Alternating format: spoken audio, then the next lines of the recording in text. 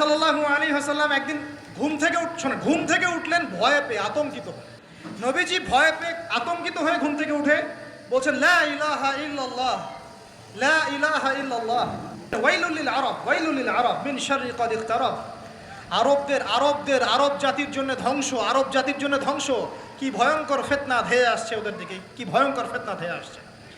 এবং তিনি হাতের ইশারা করে দেখালেন এইভাবে যে আজকে, নবীজি বলছেন 1400 বছর আগের কথা, 1445 বছর আগের কথা, 1445 বছর আগে নবীজি বলেছেন আজকে, ওই সময় আজকে ইয়াজুজ আর মাজুজের যে দেয়ালের কথা মনে আছে?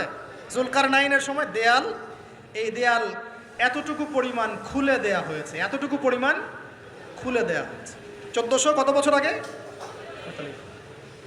তখন তার স্ত্রী বলছেন, আনুহলিক ওয়াফিনা সালিহিন, আনুহলিক ওয়াফিনা সালিহিন ইয়া রাসূলুল্লাহ, হে আল্লাহর রাসূল সাল্লাল্লাহু আলাইহি ওয়াসাল্লাম, আমাদের মধ্যে ভালো